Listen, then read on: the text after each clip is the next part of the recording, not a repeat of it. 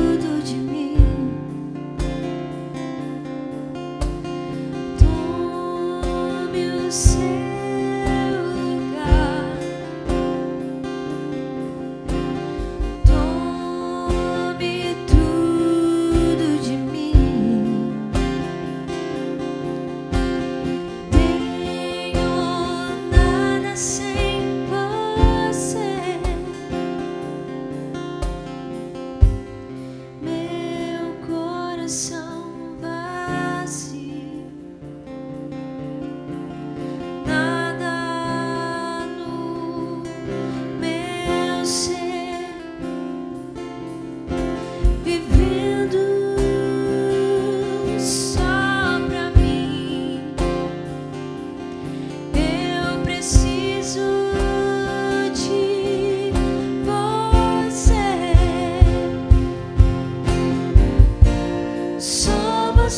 Senhor, pode encher meu coração. Só você me dá razão pra viver.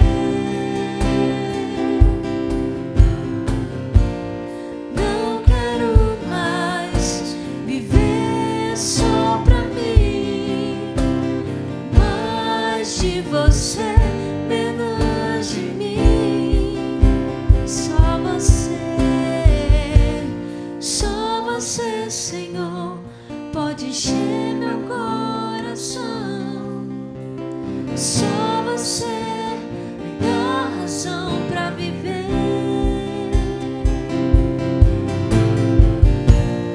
Não quero mais viver só pra mim, mais de você, menos de mim.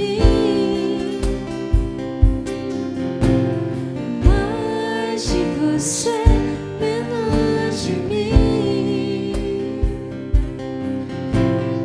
Mais de você, menos de mim.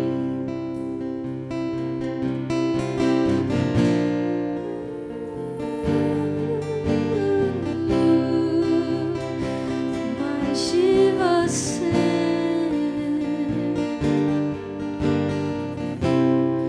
menos de mim.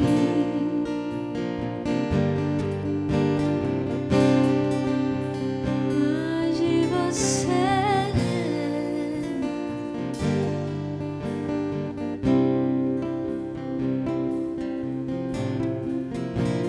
Preenche os espaços.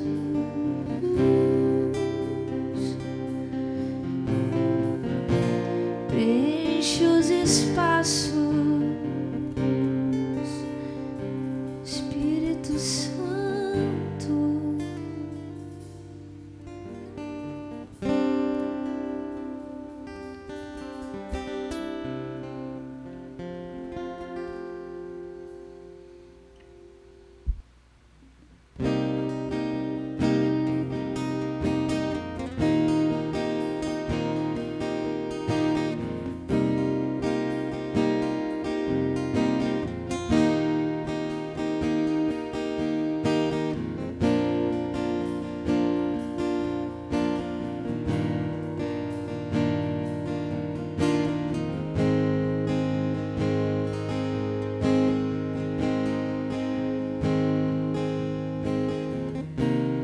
Porta da casa mais simples, que o anjo da morte não entra. A estrada que corre pro mar, o vento que abre o caminho é você.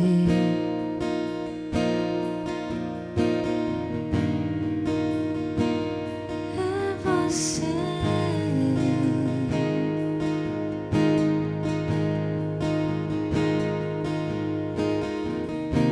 A nuvem que aponta o destino é a mesma que encobre o passado. O pão que sacia a fome, a rocha que mata a minha sede é você.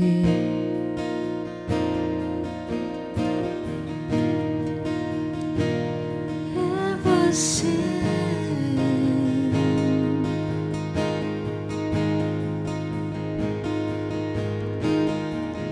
Mais perto do monte, mais perto da face, me espanto com o peso da tua glória. Mais perto da morte, mais perto da glória, o medo quer me parar, então me tira o medo.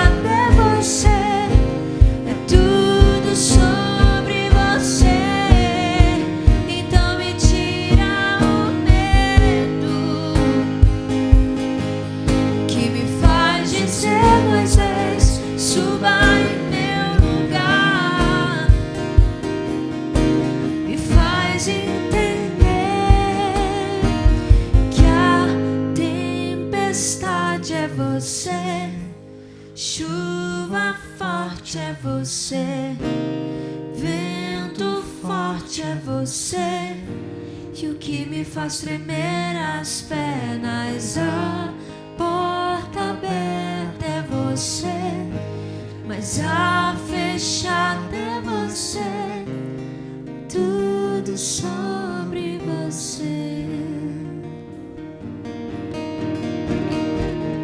Vou subir o monte que muitos desistiram e vou ficar lá até te encontrar. Eu vou entrar na casa e vou fazer morada e vou ficar lá até te encontrar. Eu vou subir no monte que muitas vezes desistiram e vou ficar lá até te encontrar. Eu vou entrar na casa e vou fazer morada e vou ficar lá até te encontrar. Mais perto do monte, mais perto da face, me espanto com o peso da tua glória. Mais perto da glória, mais perto da morte, o medo quer me parar, então me tira o medo que me faz dizer: Moisés, suba em meu lugar. Me faz entender que a tempestade é você, chuva forte é você, vento forte é você, e o que me faz tremer as pernas. A porta aberta é você, mas a fechada é você, é tudo sobre você. A tempestade é você, chuva forte é você, vento forte é você, e o que me faz tremer as pernas. Mas a fechada é você, tudo sobre você, tudo sobre você, tudo sobre tua glória. Espírito Santo,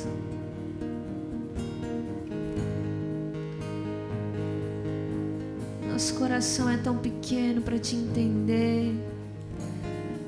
Nosso coração é tão pequeno para mensurar a tua glória, para mensurar o controle que tu tens sobre as coisas.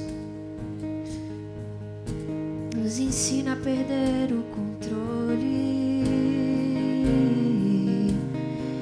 nos ensina a sair, nos ensina a sair do trono,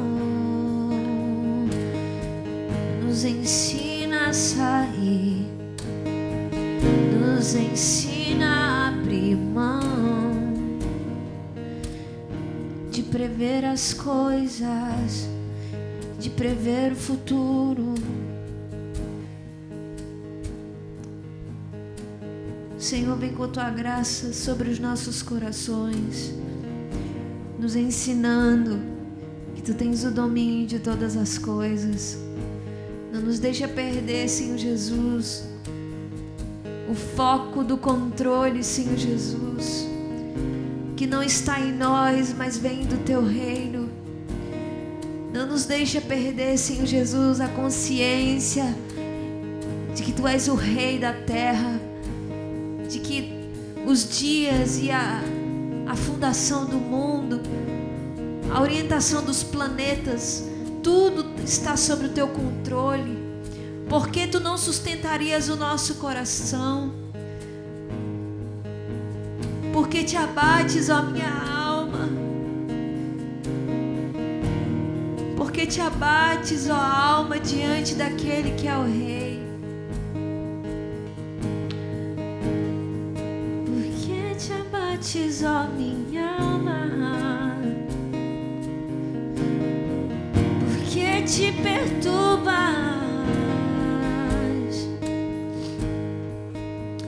Espírito Santo, quebra as barreiras do nosso entendimento e do nosso coração que nos impedem de vivenciar o Teu total controle sobre as nossas vidas. Eu te peço, Senhor, que o Senhor continue trabalhando em nós, para que nós possamos experimentar a boa e agradável, perfeita vontade que vem de Ti, em nome de Jesus. Amém.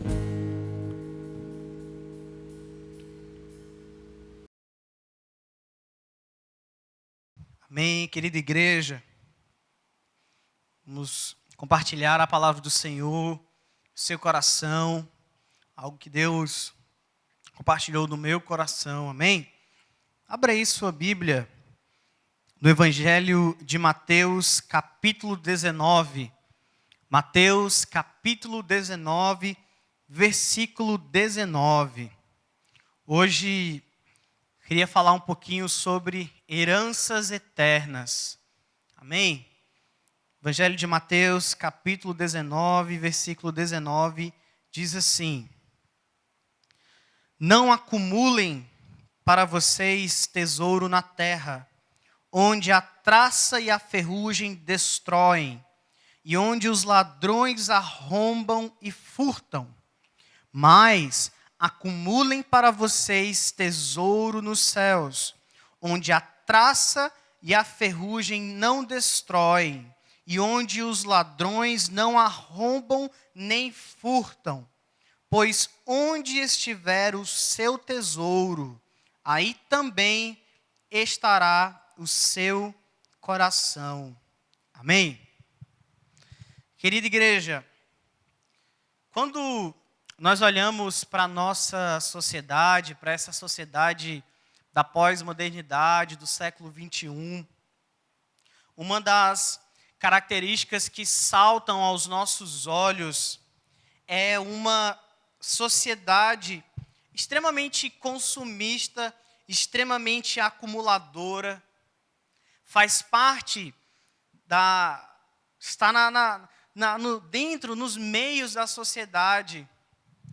O mercado se comporta dessa forma, as estratégias capitalistas se comportam dessa forma, nos estimulando a comprar cada vez mais, a ter cada vez mais. E é interessante porque, às vezes, essa mentalidade consumista até cria algumas necessidades que nós nem temos. Às vezes, deixa eu te dar um exemplo, às vezes eu ando ali pelo Mercado São Sebastião, quando a gente estava podendo andar por lá, e eu gostava muito de ir naquela parte de utensílios lá em cima, e eu sempre me deparava com alguma coisa que eu não tinha em casa, que eu não sabia que precisava. Isso era muito legal. Coisas pequenas que faziam parte ali do dia a dia, mas que eu não sabia que eu precisava. Mas quando eu olhava e eu via a utilidade, isso aqui é importante, isso aqui vai ser útil. Então, essa é a mentalidade. A mentalidade é construir para nós necessidades que nós não temos, nos dar vontades que às vezes nem fazem parte dos nossos planos. E essa forma de viver, essa forma de olhar a vida, de olhar o mundo, de olhar as relações, ela afeta a nossa caminhada, afeta a nossa relação de corpo, afeta a nossa relação como instituição, igreja, mas também afeta a nossa relação com Deus. Por quê? Porque a mentalidade consumista, a mentalidade acumuladora, ela acaba gerando em nós prioridades que, em algumas circunstâncias, elas assumem a predominância da nossa vida. Essa mentalidade de sempre querer algo melhor, sempre querer algo a mais, sempre querer ter mais coisas, em algumas circunstâncias acabam gerando em nós prioridades que não são o reino de Deus, que não são, que não é Cristo, que não é a igreja. Entenda que eu não estou me referindo a uma... ou seja, eu não estou dizendo que você não pode ter mais nada, não, isso não vem ao caso. Você não está aqui pregando uma teologia miserável, não.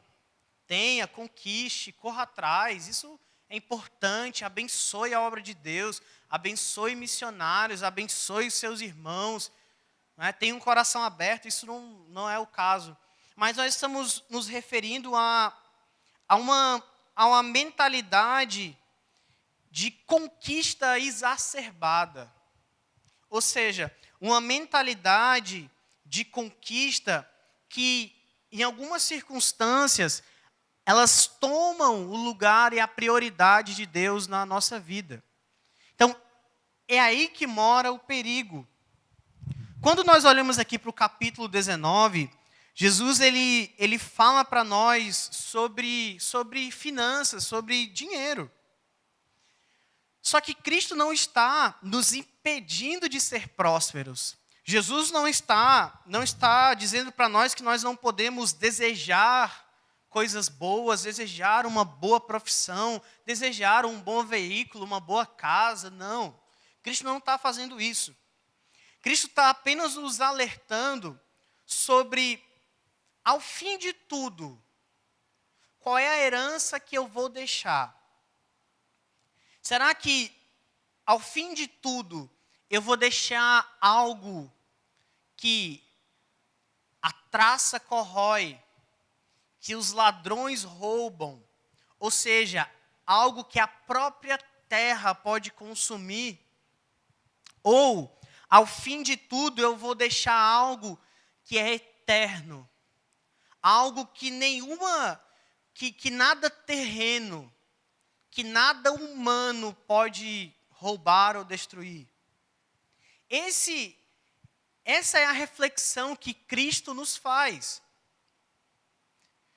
Será que o objetivo que eu estou dando à minha vida, as coisas ao qual eu estou me dedicando prioritariamente, que estão tomando a primazia da minha vida, elas vão deixar para mim, para minha família, para minha geração, um legado que é destrutível, corrompível, roubável? Ou eu vou deixar algo que é eterno, que é incorruptível, que é indestrutível? Essa é a reflexão de Cristo.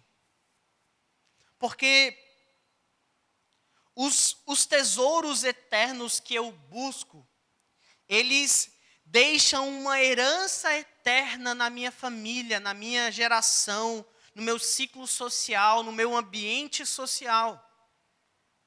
Quando eu me dedico a tesouros eternos, a coisas, a objetivos eternos, a conquistas eternas, como primazia da minha vida, isso deixa marcas nas pessoas à minha volta, isso deixa marcas na minha família, no legado histórico e geracional da minha família.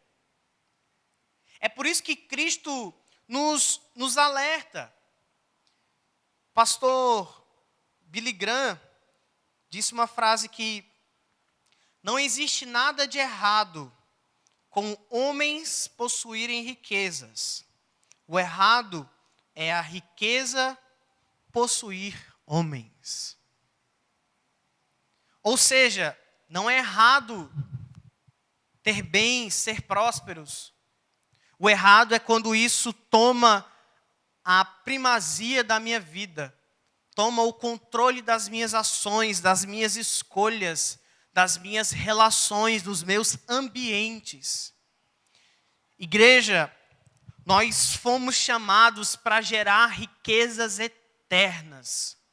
Você, a sua família, a sua casa, os seus filhos, os seus pais, foram chamados para gerar e deixar um legado eterno, que marque os corações, que marquem as pessoas, que marquem os ambientes ao qual você fez parte, eu fiz parte.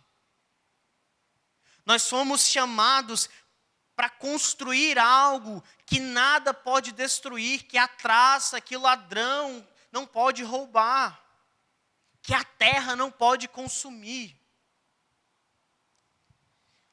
Eu queria ver hoje com vocês dois princípios para como é que a gente pode gerar essa herança. Como é que eu posso gerar algo na minha vida, na vida da minha família, na minha casa, nos ambientes que eu faço parte? Como é que eu posso construir, gerar, criar algo eterno nesse lugar, nesse ambiente, nos corações dessas pessoas? Amém? Abra sua Bíblia em João, Evangelho de João, capítulo 6, versículo 27. João 6, 27.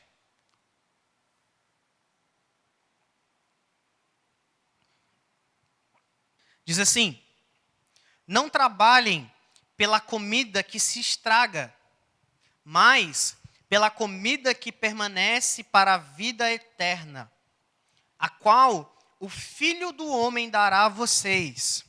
Deus, o Pai, nele colocou o seu selo de aprovação. Queridos, o primeiro princípio é: invista o seu tempo naquilo que é eterno. Gaste a maior parte no seu tempo em coisas que vão gerar para você herança eterna. Quando nós olhamos para o capítulo 6, e nós analisamos não só o 6, mas os outros versículos e capítulos anteriores, nós vemos que o ministério de Cristo, ele estava num período de muito desenvolvimento, muito aquecido, muito conhecido. Cristo estava dando ali início aos seus primeiros milagres, né, mais conhecidos, seus primeiros feitos mais conhecidos pela comunidade. E aí, se você retroceder um pouquinho, alguns capítulos, você vai ver que é aqui onde Cristo ele faz aquela grande multiplicação dos peixes, dos pães. E aí, quando você olha para isso, quando você olha para esses feitos de Cristo, ele, depois de operar grandes milagres, grandes maravilhas, Jesus ele começa a fazer uma reflexão sobre a eternidade. E é nesse capítulo que nós chegamos, no versículo 27 do capítulo 6. Jesus vem, opera os milagres, multiplica os pães, começa a desenvolver o seu ministério, mas depois disso ele faz uma reflexão sobre eternidade. Por quê? Você tem o hábito de fazer perguntas para a Bíblia? É importante você fazer perguntas para os ensinamentos, para os versículos. Ajuda a ampliar a sua visão. Por que Cristo, de repente, começa a falar sobre eternidade? Entenda uma coisa. Quando Cristo ele multiplica o alimento e ele dá de comer toda aquela multidão, Jesus ele não está só multiplicando o comer naquele momento. Jesus ele estava recolocando no coração daquele povo e daquela nação que Deus permanecia o mesmo. Que o mesmo Deus que tirou a nação da terra do Egito O mesmo Deus que sustentou o povo no deserto, que alimentou o povo no deserto, ele se fazia presente no Cristo, no Deus Cristo. E esse mesmo Deus Cristo ainda alimentava o povo, ainda sustentava o povo. Ou seja, que o favor de Deus ainda estava sobre aquela nação. Pode não parecer importante, mas quando você olha para o histórico do povo hebreu, da nação de Israel, o período que Cristo veio era um período onde a nação estava sob domínio de Roma. Roma, o Império Romano, estava dominando severamente a nação, tentando desconstruir a sua cultura, tentando desconstruir a sua religião. Então, quando Cristo ele multiplica os pães e peixes, Cristo está deixando uma marca no coração daquela nação. Ele está deixando, ele alimenta o povo no presente, mas ele deixa uma marca no coração para o futuro. E que marca é essa? É que Deus ainda ama Israel. Você quer um outro exemplo? Um pouquinho para trás, a gente lê outra narrativa sobre Cristo. Que Cristo anda sobre as águas, e você já conhece a história. E quando Cristo faz isso, ele não está só demonstrando o seu poder. Ele não está só demonstrando toda a glória do Pai. Quando Pedro ele afunda e Cristo resgata o apóstolo Pedro, Cristo deixa um recado para os seus discípulos. E que recado era esse? Era um recado que, enquanto eles estivessem ancorados em Cristo, sustentados em Cristo, enquanto os discípulos estivessem colocando a sua esperança, a sua certeza em Cristo, eles estariam seguros. E de novo, isso era uma mensagem para o futuro. Porque os apóstolos, num futuro próximo para alguns, iriam sofrer perseguições, iriam ser mortos, iriam ser apedrejados, açoitados. E essa mensagem que Cristo deixa para eles, fortalece o coração, fortalece a nossa alma, nos fortalece até hoje. Essa mensagem ecoa até os nossos dias. Então, Cristo, ele estava ensinando através das suas ações que nós precisamos deixar marcas que passem, que transpassem o tempo. Tudo aquilo que Cristo fazia tinha um peso no presente, mas ele também tinha um objetivo muito grande para o futuro. Entenda que os sinais que Jesus estava deixando, as ações que Cristo fazia, estavam deixando marcas profundas no coração daquelas pessoas, dos seus discípulos, da nação, que iam ecoar até hoje. Entenda que as nossas ações, elas devem ajudar o presente. As nossas ações, elas devem sim ajudar as pessoas à nossa volta, o ambiente à nossa volta. Mas nós precisamos pensar com uma visão além disso. Eu preciso pensar, eu preciso agir, eu preciso me mover, viver com a expectativa do futuro, de que aquilo que eu estou fazendo hoje, que o sacrifício que eu estou fazendo hoje, que as palavras que eu estou dizendo hoje, precisam marcar o coração das pessoas à minha volta, que precisam marcar o ambiente que eu estou inserido, e que essas marcas transpassem gerações. Que essas marcas sejam lembradas no futuro. Igreja, a nossa missão como igreja é continuar o que Cristo começou. É para isso que nós estamos aqui. Nosso objetivo não é ter grandes templos, ter grandes estruturas. Essas coisas são ferramentas.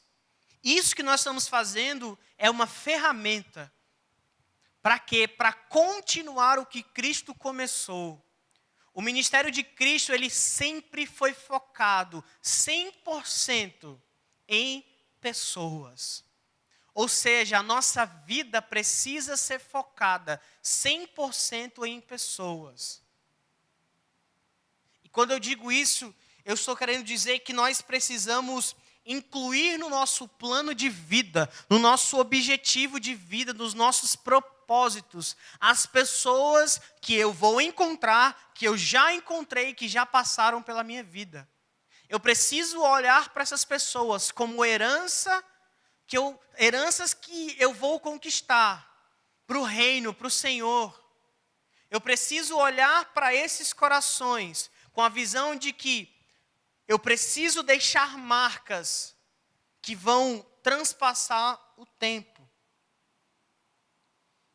Nós precisamos amar, ajudar, conviver, ouvir, falar.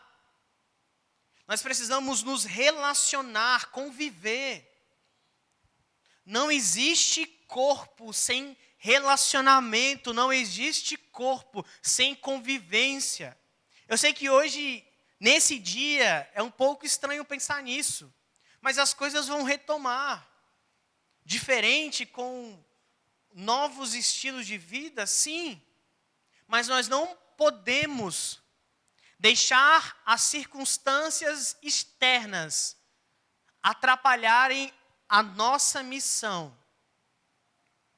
E a nossa missão é, como corpo, conviver, se relacionar.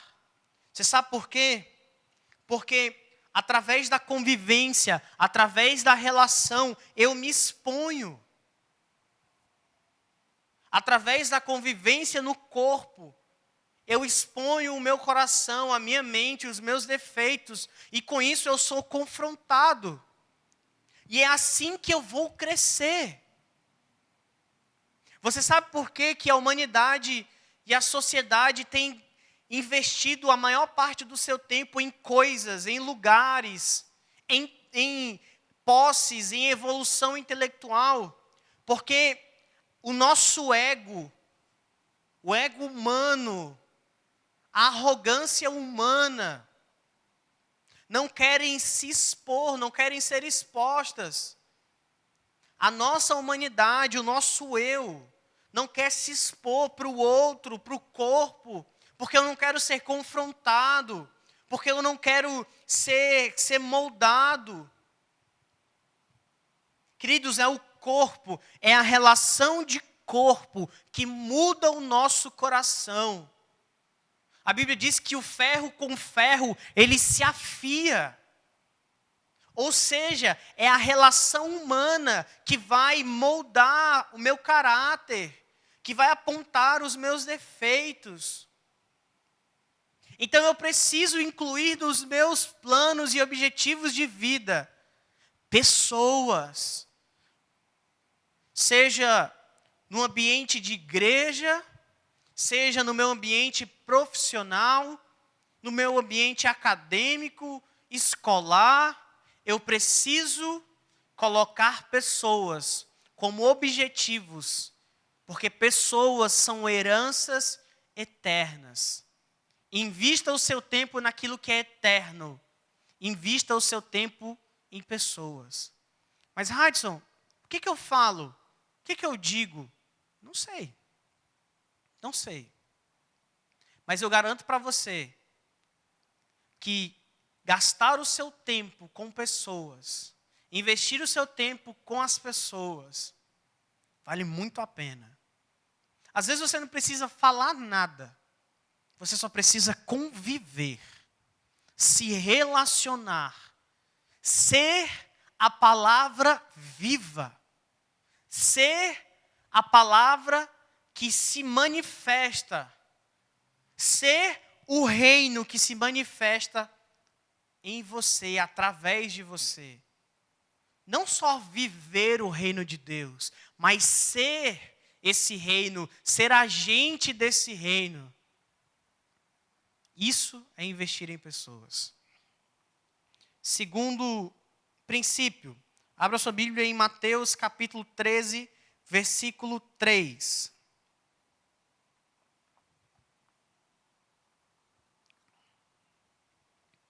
Mateus 13, 3.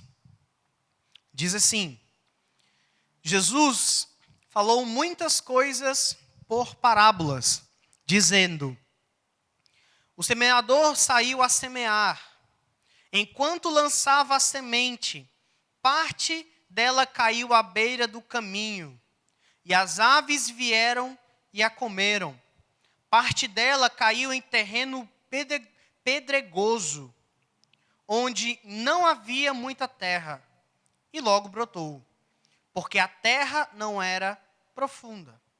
Mas quando saiu o sol, as plantas se queimaram e secaram, porque elas não tinham raiz. Outra parte caiu no meio dos espinhos, que cresceram e sufocaram as plantas. Outra ainda caiu em boa terra. Deu boa colheita, a 100, 60 e 30 por um. Aquele que tem ouvidos para ouvir, ouça. Queridos, quando nós olhamos para essa parábola de Cristo, Jesus nos mostra que a terra, ela tem um papel fundamental no desenvolvimento de uma semente. O nosso segundo princípio é: semeie no lugar certo.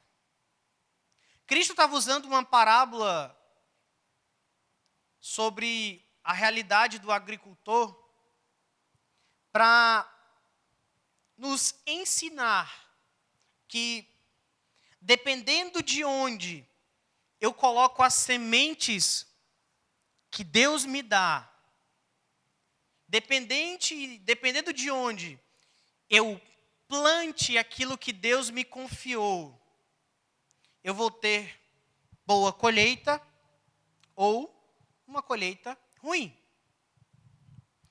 Entenda o seguinte: para gerar uma herança eterna, nós precisamos semear em lugares eternos. Vou explicar para você. Gálatas capítulo 5, versículo 22 diz assim: mas o fruto do Espírito é amor, alegria, paz, paciência, amabilidade, bondade, fidelidade, mansidão e domínio próprio. Contra essas coisas não há lei.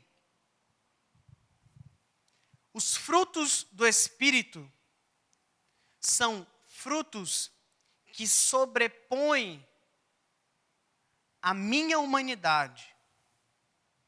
Quando eu permito que os frutos do Espírito, eles se manifestem na minha vida, quando eu permito que esses frutos, eles encontrem uma boa terra no meu coração, para semear, para crescer e dominem a minha vida, eu deixo de ser apenas um homem natural e começo a me tornar um homem também espiritual. Espiritual em quê? No sentido de ser conduzido e guiado pelo Espírito de Deus. Então, para que esse fruto se desenvolva, para que essa semente se desenvolva e dê frutos, o meu coração precisa ser uma terra boa. Então, dependendo de onde você depositar as suas sementes, elas vão dar bons frutos ou não.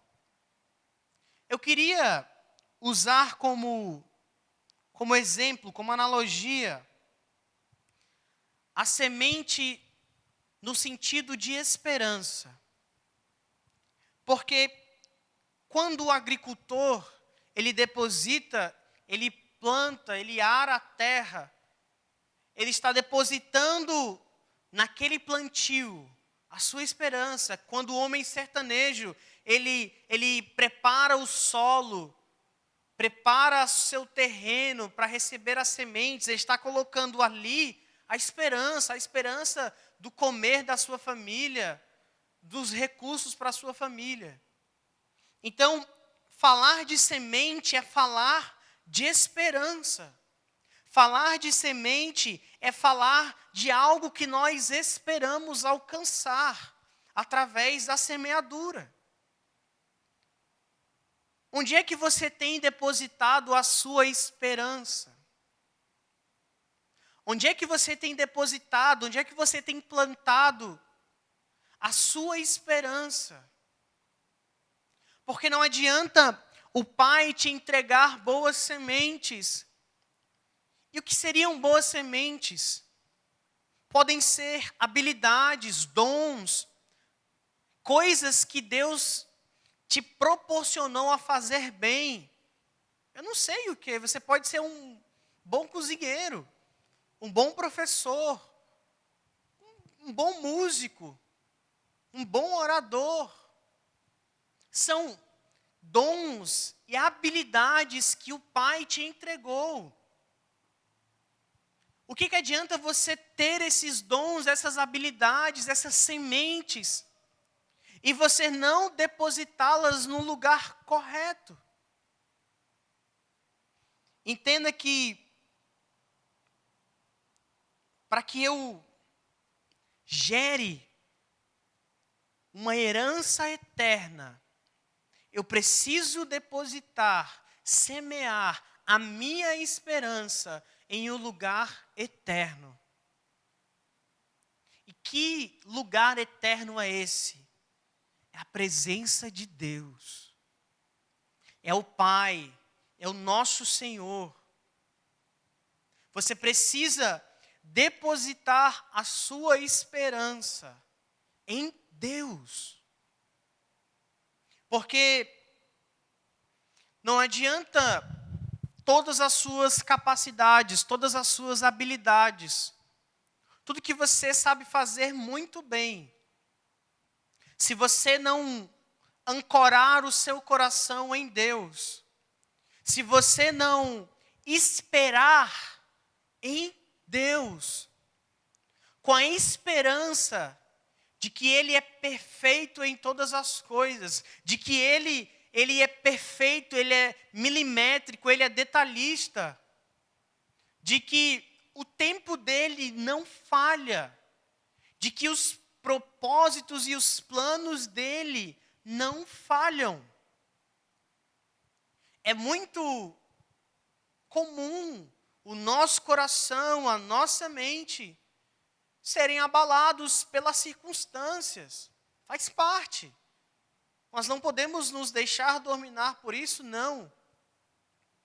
Mas é fundamental que eu construa a minha esperança, que eu semeie a minha esperança no Senhor. Porque, igreja, vão existir momentos em que tudo que nós podemos fazer, nós vamos fazer. Tudo que estava ao nosso alcance, nós vamos fazer. E só nos resta esperar em Deus. Só nos resta confiar em Deus. Romanos capítulo 8, versículo 24 diz assim: pois nessa esperança nós fomos salvos. Mas esperança que se vê não é esperança. Quem espera por aquilo que está vendo. Mas, se esperarmos o que ainda não vemos, aguardamo-los pacientemente. Paulo está dizendo, esperar por algo que você já sabe que vai acontecer, não é esperar, é só aguardar. Agora, esperar em algo que você não está vendo, que você não conhece, que você não espera, isso sim é esperar. Entenda uma coisa, igreja. A Bíblia diz que aquilo que está preparado para nós, gerado em Deus, nem olho viu, nem mente conseguiu mensurar. Ou seja, Deus tem coisas guardadas no coração dele para nós. Mas, para alcançar essas coisas, nós precisamos esperar nele. A nossa esperança precisa estar nele. Porque senão nós começamos a atrapalhar o agir de Deus em nós. Tomar decisões erradas, escolher caminhos errados. E aí nós, em algumas situações, acabamos perdendo o melhor da terra que estava gerado no coração de Deus para nós.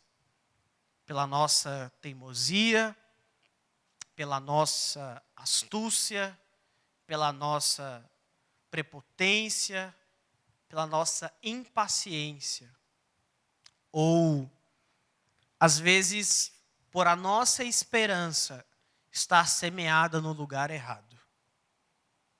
Eu quero finalizar lendo Gálatas capítulo 6, versículo 8. Quem semeia para a sua carne, da carne colherá destruição. Mas quem semeia para o Espírito, do Espírito colherá vida eterna. Que você possa começar a depositar a sua esperança, as sementes que Deus colocou em você, os seus dons, os seus talentos. Comece a depositar isso em Deus. Comece a depositar as suas expectativas em Deus. Porque quem semeia para o Espírito colherá a vida eterna. Amém? Que você seja abençoado. Vamos orar.